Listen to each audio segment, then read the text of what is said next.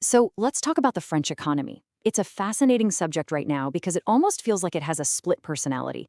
You hear all these headlines about slowdowns, political drama, but then you see these incredible flashes of strength and high-tech innovation. So what on earth is actually going on? And that really is the core question, isn't it? Is the French economy genuinely stuck in the mud, just stagnating like the headlines suggest? Or is there something else going on?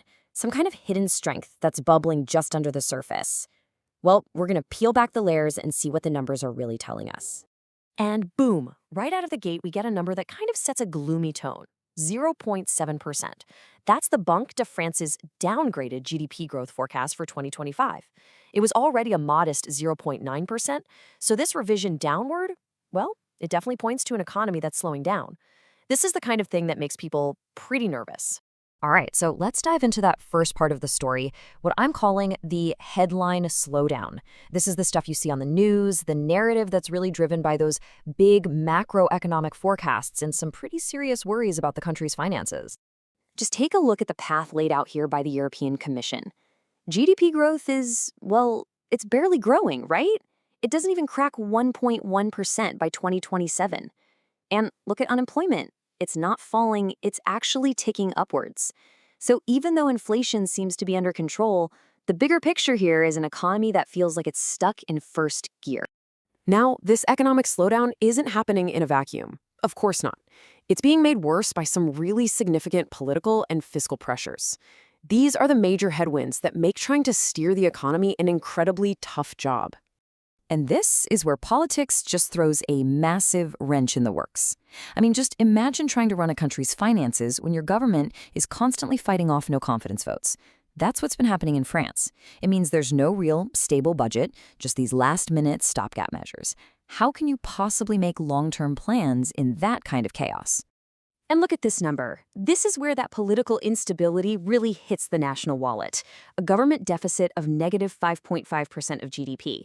To put that into perspective for you, the official limit for countries in the European Union is 3%. France isn't just a little over, it's nearly double the limit.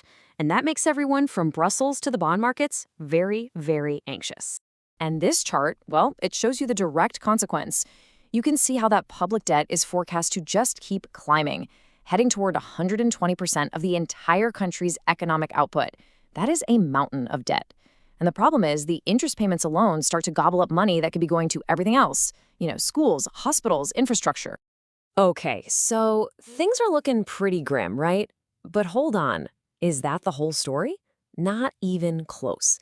Because if you look just beneath those worrying headlines, you start to see some genuinely surprising bright spots. Let's start with manufacturing. For 2.5 long years, this whole sector has been in a slump. We're talking month after month of contraction. It's been a real drag on the economy. But check this out. That slump is now officially over. The Manufacturing Purchasing Managers Index, which is a really key indicator of the sector's health, it just popped back up over the 50-point line, which signals growth. That's the first time it's done that since January 2023. You can almost hear the collective sigh of relief from French industry. And here's another nugget of good news. Hey, remember that big, scary government deficit number we saw a minute ago? Well, contrast that with this, the trade deficit.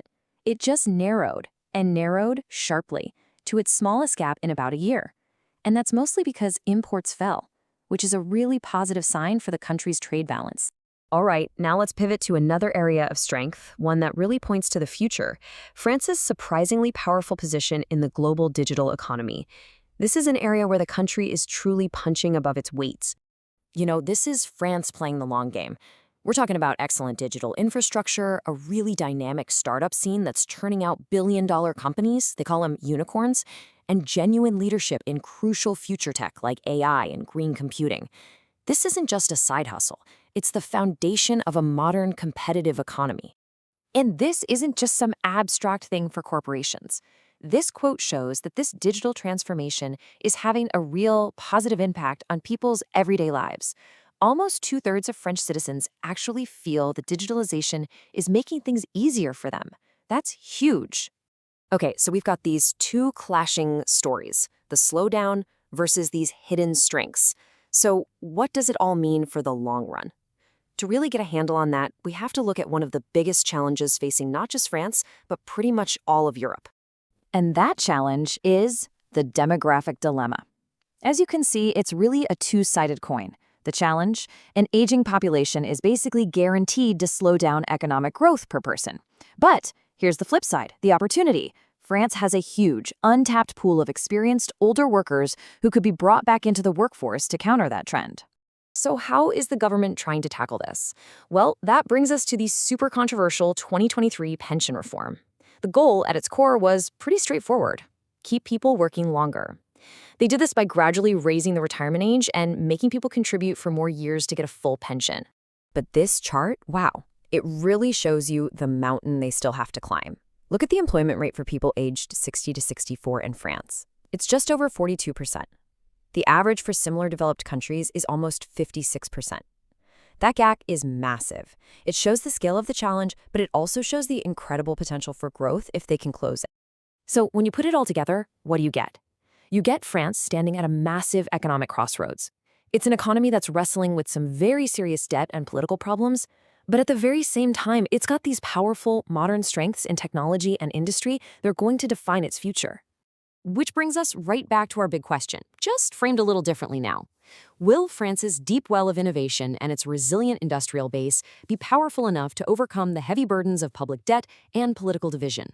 The answer to that question is going to write the next chapter for one of the world's most important economies.